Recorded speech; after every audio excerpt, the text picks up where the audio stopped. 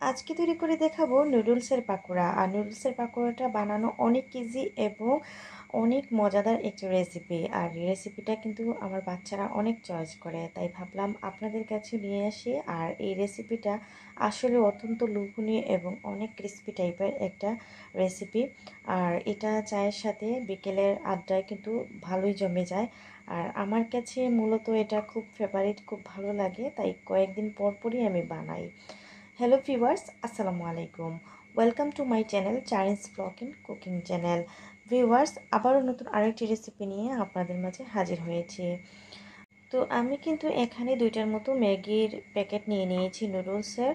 আর অবশ্যই নুডলসটা কেটে নেব এবং পানিটা আগে বসিয়ে নিয়েছি এবং পানিটা বলকও এসে গিয়েছে। এখন কিন্তু আমি প্যাকেটগুলো খুলে এভাবে 4 পিস করে ভেঙে দিয়ে দিব। ভিউয়ার্স, আপনার সদস্য অনুযায়ী কিন্তু এটা বাড়াতে কমাতে পারেন, কোনো সমস্যা নাই। তো আমি 2 প্যাকেট করতেছি আজকে। আর পাকোড়াগুলো অনেক বড় বড় শেডের হবে, সেজন্য কিন্তু আমি 2 প্যাকেটের করেছি। তো এই তো ভালো করে দিয়ে মানে ইয়ে করে দিচ্ছি যাতে এটা সিদ্ধ হয়ে যায়। আর এমন বাটে পানি দিতে হবে যাতে পানিটা শুকিয়ে যায় নুডলসের সাথেই। এরপরে 2টা যে ম্যাগি মশলা সেটাই কিন্তু এখানে দিয়ে দিয়েছি। আর তারপরে কিন্তু শুকিয়ে নিয়েছি এবং একটু ঠান্ডা হওয়ার সাথে সাথে কিন্তু আমি এখন সুন্দর করে এটাকে মাখিয়ে নেব। তো আমি একটা মাটির বাসনে নিয়ে নিয়েছি এবং এখানে আমার যে ইনগ্রিডিয়েন্টস লাগবে এখানে রেখে দিয়েছি, যেমন পেঁয়াজ কুচি, কাঁচামরিচ কুচি, ধনেপাতা কুচি এবং কর্নফ্লাওয়ার আর লবণ। তো এই তো আমি কিন্তু নুডলসটা কিন্তু সিদ্ধ হয়ে গিয়েছে। এখন পরিমাণ মতো সব উপকরণ দিয়ে দিব। তো প্রথমেই লাগছে আমার কর্নফ্লাওয়ার, আর অবশ্যই কর্নফ্লাওয়ারটা এখানে দিতে হবে। আর কর্নফ্লাওয়ার যদি না থাকে আপনাদের কাছে তাহলে ময়দাটা ইউজ করতে পারেন। তো এখানে আমি 4 চামচ কর্নফ্লাওয়ার ইউজ করব। আর কর্নফ্লাওয়ারটা দিলে এটা কিন্তু ভিতর দিকে একটু স্মুথ হয়, খেতে কিন্তু অনেক ভালো লাগে। আর রেসিপিটা কিন্তু আমি বাসায় অনেকবার ট্রাই করেছি, বাচ্চাদের কিন্তু বানিয়ে দিয়েছি। বাচ্চারা কিন্তু অনেক মানে পেয়েছে এটা।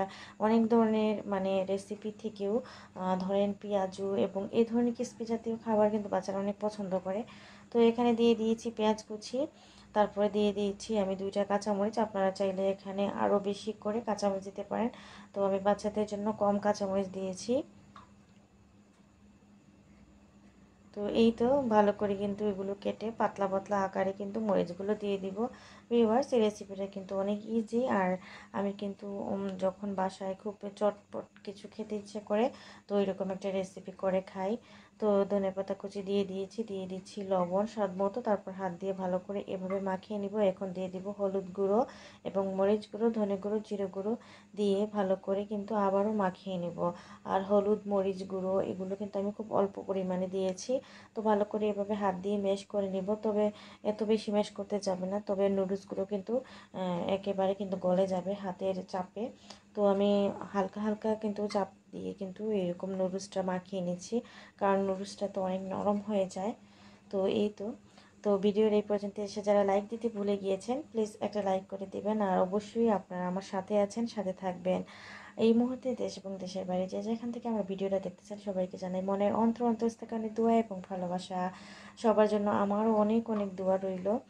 আর আপনারা কিন্তু আমার ভিডিও দেখেন যে আমি অনেক খুশি হই।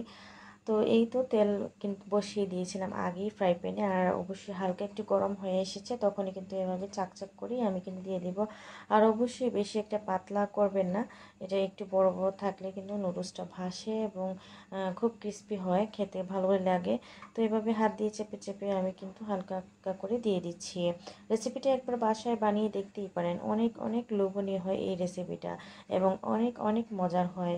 ভিউয়ার্স, আমার রেসিপিগুলো আপনাদের ভালো লাগে, আমি অনেক অনেক খুশি হই আপনাদের কমেন্টস পেয়ে। আপনাদের একটা লাইক, আপনাদের একটা কমেন্ট আমাকে নতুন ভিডিও বানাতে অনেক অনেক উৎসাহিত জাগায়।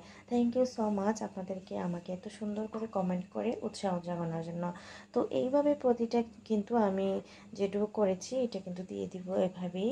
আর এভাবে কিন্তু একটু মানে কড়াইটাকে লাড়া দিব। তো এই তো আমি ফ্রাই প্যানটা কিন্তু একটু লাড়া দিয়েছি। তারপরে কিন্তু এক সাইড হওয়ার পরে কিন্তু আমি এভাবে খুন্তি দিয়ে নাড়া দিতেছি। তো এই তো আর এটা হতেও বেশি একটা সময় লাগে না, খুব সুন্দর খুব তাড়াতাড়ি কিন্তু হয়ে যায় আর খুব তাড়াতাড়ি ক্রিস্পিও হয়ে যায়।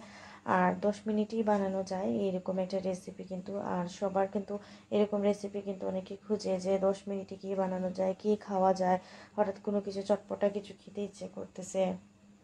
তো তাদের জন্য কিন্তু আমার আজকের এই রেসিপিটা, তারা কিন্তু এই রেসিপিটা ফলো করতে পারেন। তো এই তো অনেক ক্রিস্পি আকারের হয়ে গিয়েছে। এবারে কিন্তু আমি একটা জালিতে তুলে নিব। তো এই তো দেখতে পাচ্ছেন কত সুন্দর করে আমি তুলে নিচ্ছি। আর অবশ্যই কিন্তু এটাতে বেশি তেল রাখা যাবে না, যেহেতু সবারই কম বেশি গ্যাস্ট্রিকের প্রবলেম, সেহেতু আপনারা কিন্তু টিস্যুতেই নিতে পারেন। তো আমার আজকে টিস্যু লাগেনি, অল্প তেলেই কিন্তু ভেজেছি আর খুব সুন্দর করে ছেঁকে নিয়েছি। তো এই তো আমি কিন্তু আরেকটা শেডই দিচ্ছি এখানে। আর এই শেডটা হচ্ছে আলুর চপের শেড, এইরকমও কিন্তু আমি এই শেডটা বানিয়ে নিচ্ছি। এটাও কিন্তু অনেক সুন্দর হয় এভাবে বানালে।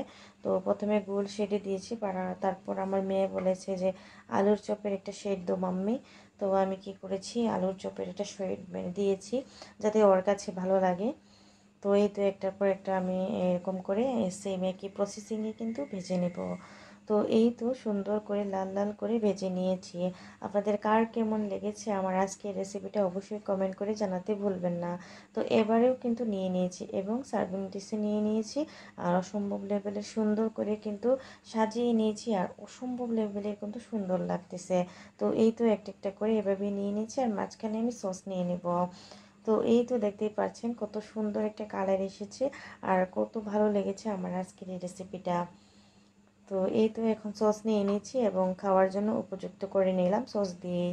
তো খুব শর্টকাট একটা রেসিপি আপনাদের কাছে নিয়ে এসেছি। কার কেমন লেগেছে অবশ্যই কমেন্ট বক্সে কমেন্ট করে জানাতে ভুলবেন না।